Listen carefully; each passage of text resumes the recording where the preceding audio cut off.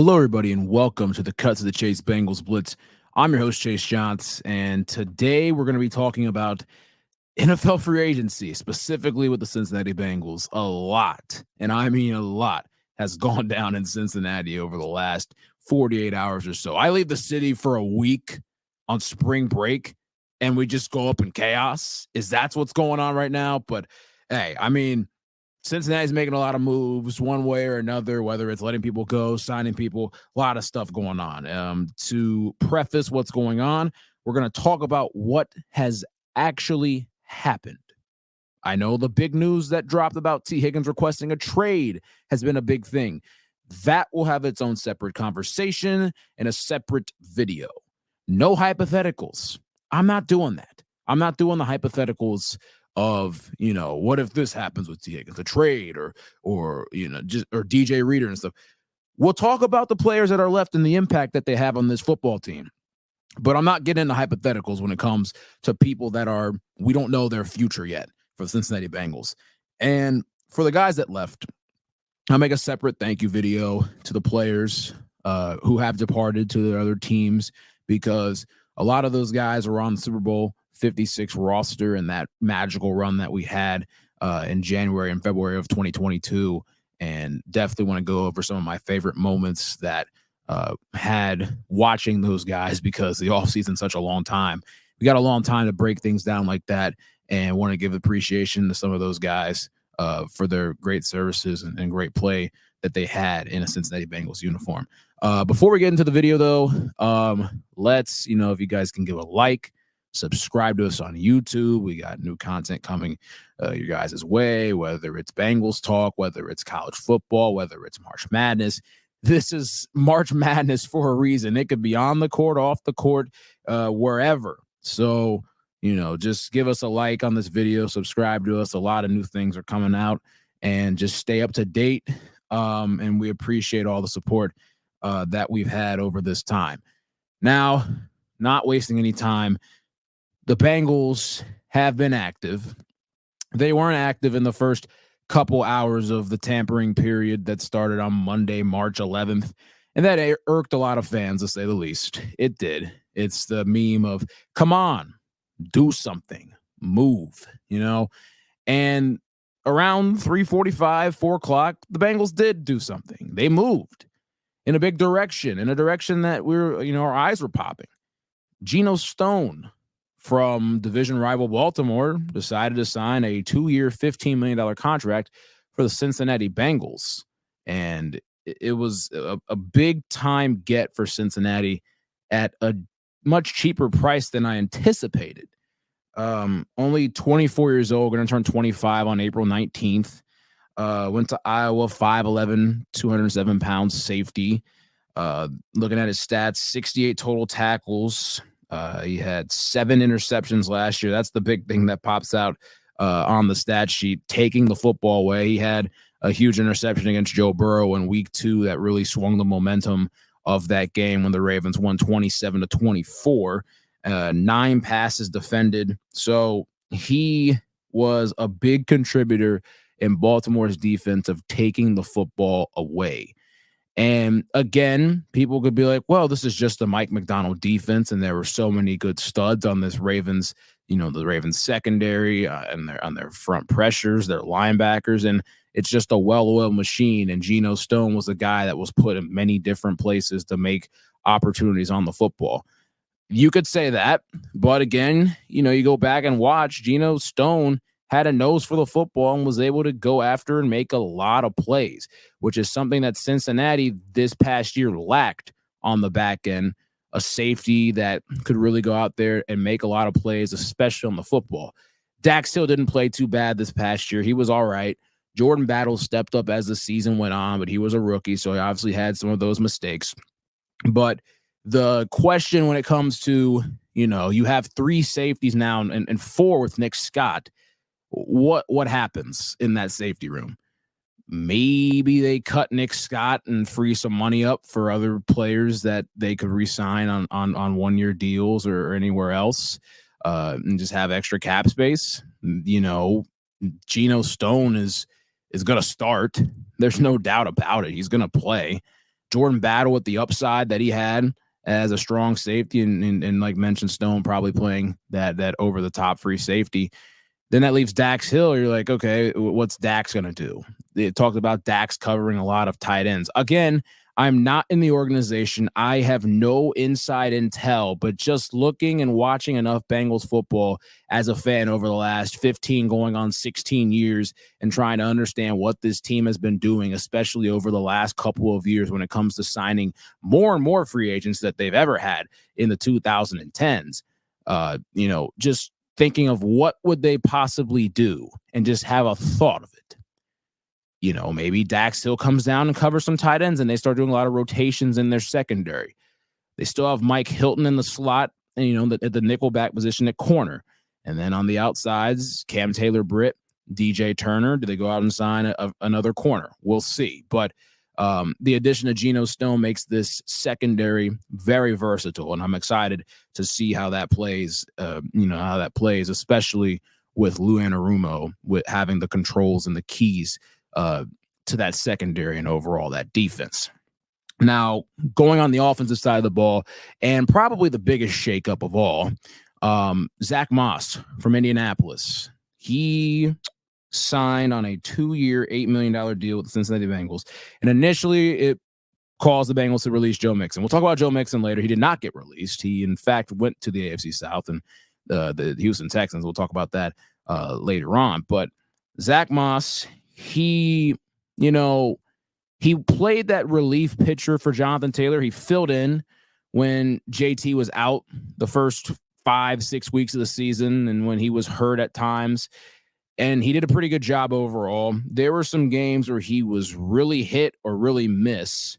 But the games where he was hit, man, that dude could turn on the burners, and he had a lot of explosive runs this year for the Indianapolis Colts. And you're looking at this contract, all right? So the Bengals re-signed. We're not going to talk about all the guys that we re-signed. There are a lot of very key, intricate pieces that have limited roles on this roster.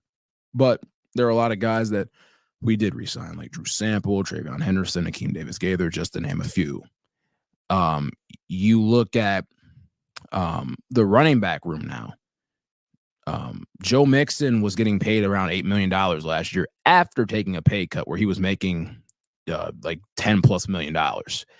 And with Zach Moss making $4 million, Chase Brown being a rookie, that dude doesn't even he makes barely $1 million. And then Travion Henderson on a very small contract. That running back room's around $6 million compared to investing $8 million in the one guy last year. And before that, $10+ million. So that running back room got cheaper, and people could be like, oh, they're just being really cheap. They're cheapskate. Well, again, you pay a franchise quarterback in Joe Burrow $55 million a year. You got to be cheap in some departments. But at the same time, if you go back and look at some articles and some interviews, Dan Pitcher has talked about, we need this offense to be explosive. We have to get back to being a big play offense and to hitting on all cylinders, whether it be in the run game and the pass game, and just have explosion. And that sometimes involves speed.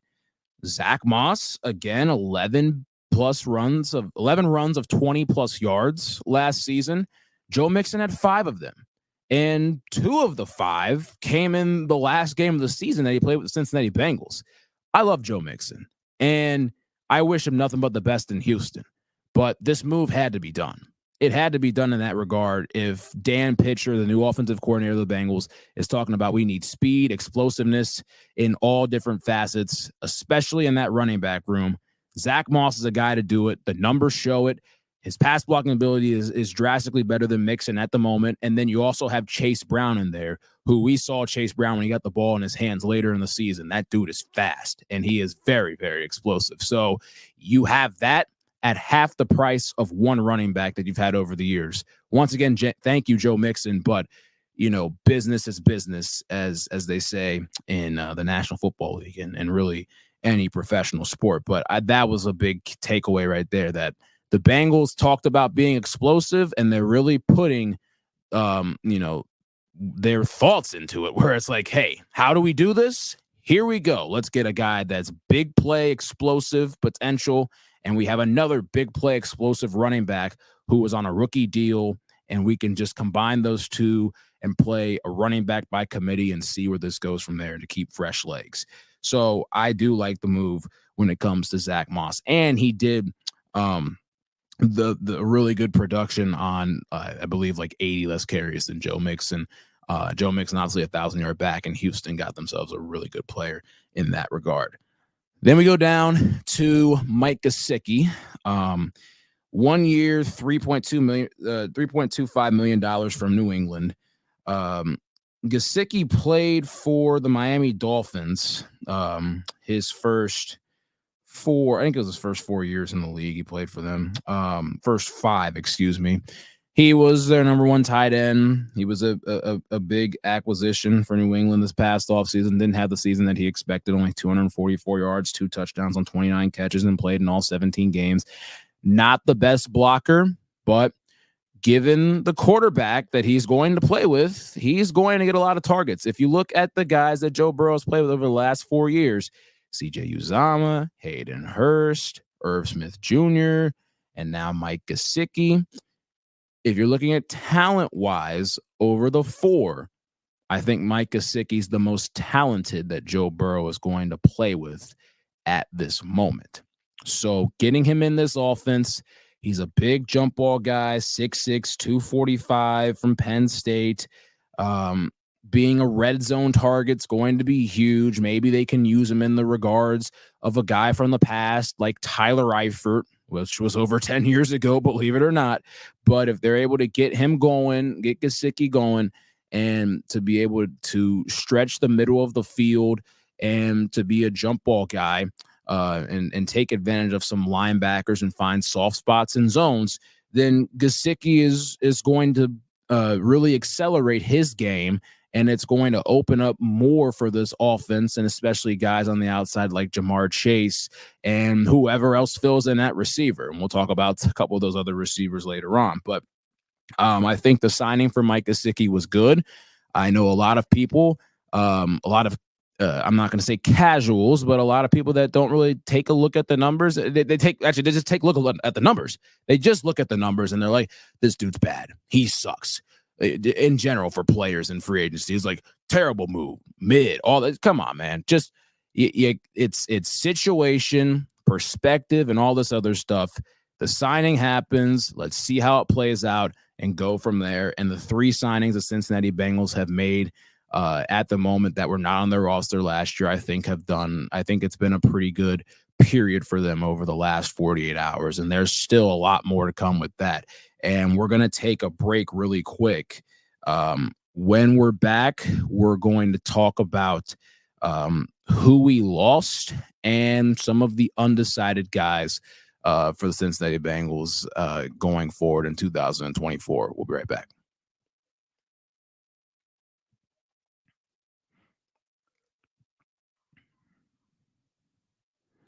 All right, we are back here on the Cincinnati Bengals Blitz, cut the Chase Bengals Blitz, that is.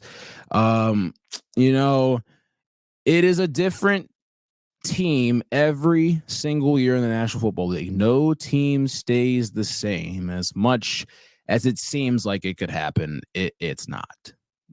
The core pieces stay here and there. Your quarterbacks, your receivers, your pass rushers.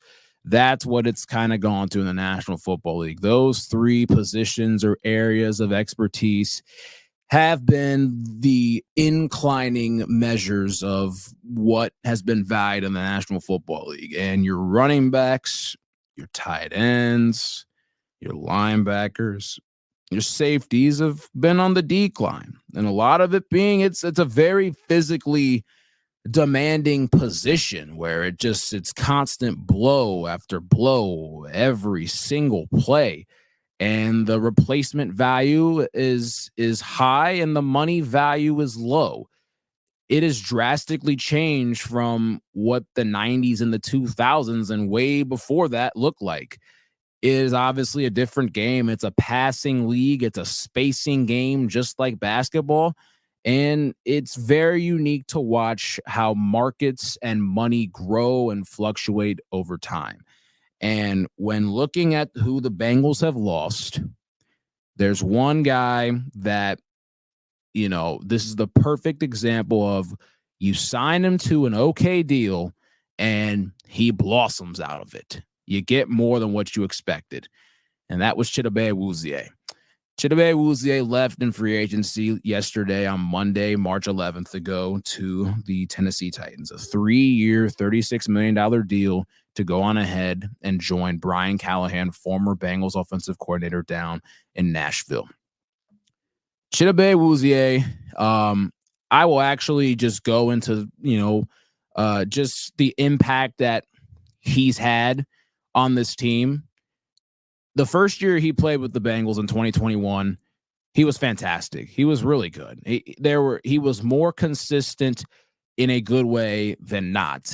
He was able to line up against many number one receivers and was able to give them their best shot. I love watching Chidobe Awuzie. And he was a big part of our success on defense when we were able to make the Super Bowl run. And in 2022, he made even more steps. In the first 8 games of the season, he was graded by Pro Football Focus as an elite cornerback in the National Football League before unfortunately suffering a torn ACL against the Browns on Monday Night Football on Halloween night. That just set him back. It did. He turned 30. He got a little bit slower. You could tell it was a step behind or so. He didn't really start a whole lot this season. DJ Turner eventually took his spot, and Chidobe Awuzie played a bit of a relief role. When guys were hurt, he would step in. He would be more of that reserve that would come off the bench, and he still played his role okay. You could just tell that he just wasn't up to his normal speed, and that was a huge part of Cheeto's game. And the first year after an injury is always it can be an adjustment. It definitely can be. So maybe Cheeto is able to get back to that point where he feels really good about himself and he can help out that Tennessee defense down there under first-year coach Brian Callahan. So once again, nothing but the best for Chido Awuzie, and he will be missed in Cincinnati. Next up on the list, Irv Smith Jr., 1-year deal to Kansas City. That experiment went poor. It did not work out. The one bright spot that Irv Smith Jr. had was scoring the first touchdown on Sunday Night Football against the Bills Week 9. Very athletic catch and great throw from Joe Burrow. And it was a good bright spot for Irv Smith. And you saw a couple weeks in Week 6 and Week 8 against the Seahawks and Niners, Irv Smith started getting more targets.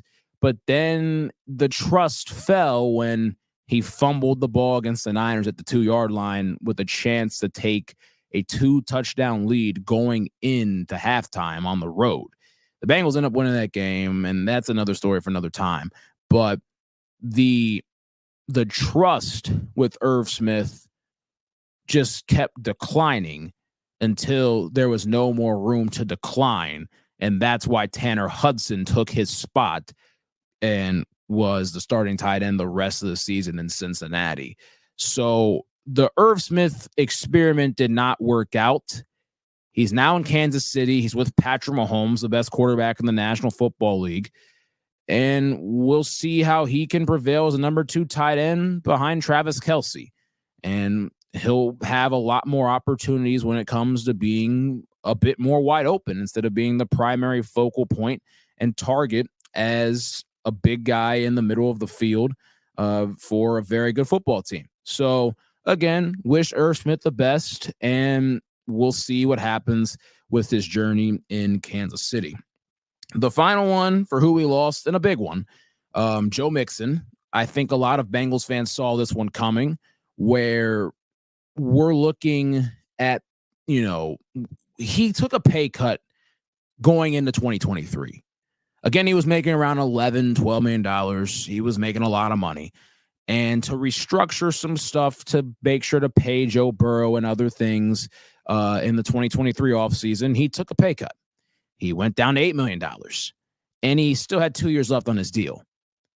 the Bengals were going to have to restructure him again and tell him to take a pay cut if he wanted to stay there in Cincinnati. Now, would you take 2 pay cuts in a row if you were in your job and then you already know, oh, my contract's coming up and I'm going to be done? Would you do that? No. So the Bengals tried to do justice, what it seems like, to find a partner to trade Joe Mixon to and finish out his deal at the same amount of money that he had in the 2023 season, instead of reducing from $8 million to $5 million after coming off an 1,000-yard season. The Bengals are just looking for something different, more explosive, better pass blocking, and other things. Joe Mixon, salute to my guy. Salute to him for what he did for the city of Cincinnati, because he is arguably a top 3 running back in Bengals history. And I enjoyed the energy, the presence, the running ability, the patience, the shifting gears that Joe Mixon had for the Cincinnati Bengals over his 7-year career, the running back out of Oklahoma. I will always appreciate Joe Mixon. I will be a Joe Mixon fan for the rest of his career. I'll say this, though. You know, he initially got released, and it was a very tough way for our fan base to just digest it. They're like, man, we couldn't have done him any better. The Bengals tried. And then another opportunity came up where the Texans were like, hey, we'll give you a 7th-round pick. 7th-round pick's not a whole lot, but again, for example, Brock Purdy was a 7th-round pick, and he just played in the Super Bowl, but here nor there. They were able to accept a wish and give Mixon to, again, a team that's young, needing a running back with an up-and-coming elite quarterback and a cast of young weapons, where Mixon can go on ahead and be the veteran leadership of that offense and even of the entire team. So as a Bengals fan, I'm excited to see what Joe Mixon does down in Houston. We already understood that it was going to be a lot of money once the Burrow contract happened and everything, and Joe Burrow was definitely deserving of all the money in the world. We knew that people were going to leave. We just didn't expect it to be the way that it's happened, but we knew people were going to have to leave, and this has definitely been a very eventful offseason. And there's still more events coming up. There are a lot more events coming up, because who's undecided? I'll say this. DJ Reader, defensive tackle. He's been in a bidding war with a lot of these teams. I've heard the Bears. I've heard the Lions. I've heard the Browns. I've heard us. There's a lot of teams that want DJ Reader, even coming off an injury. They know his value as a run stopper when he's healthy and on the field. He's one of the best run stoppers and one of the most underrated run stoppers in the National Football League. Now with Derrick Henry being in Baltimore, the Cincinnati bring him back on a 1-year deal. They got to find a way to beef the trenches up somehow. Why not bring a guy back in there that, again, coming off an injury, but he knows this division well. He's played against Derrick Henry a lot. Not saying specifically just for Derrick Henry, but in regards of this Bengals run defense. The Bengals run defense was atrocious. They have to figure out some type of way to get some very good production from whoever the interior defensive linemen are, and nose tackles, D tackles. They have to find some type of way, whether it's through the draft, whether it's re-signing DJ Reader or signing a free agent on the street that is at a very good deal. They got to find a way, because if you can't run the football when you need to, if you can't run the football when you need to, and you can't stop the run, kiss your Super Bowl hopes goodbye. Now you look at Tyler Boyd. I think everyone knows he's gone. He's still searching for a spot. Now with Deontay Johnson being traded to the Carolina Panthers, there is an opening in his hometown of Pittsburgh. Does he go there? I don't have sources, but writing could be on the wall. Does he go to Tennessee, where Brian Callahan's at? Does he go to Kansas City? I don't know. I have no idea. I have a feeling he's going to go to an AFC team, but that's just me having a hunch. But again, Tyler Boyd, if this is it, thank you for everything you've done for Cincinnati in more ways than one, and taking that role from being at times the number 1 receiver, moving to the number 2 receiver, moving back to the number 3 receiver, but still producing at a very high level. And wherever you go, except if it's Pittsburgh, but always, I'll always be a big Tyler Boyd fan for the rest of his career. And I'm excited to see what he has left in the tank. And the big one, Again, I'll dedicate a video to it. T. Higgins, a lot, just a lot that has been going on with T. Requesting a trade, whether it's signing the franchise tag, the draft's in a month. The deadline to sign the franchise tender is about 4 months from now, July 15th. Training camp will be 2 weeks after that. A lot could happen in this time frame. It's just going to be very interesting to monitor. T. Higgins, the franchise tag would be about $21.8 million.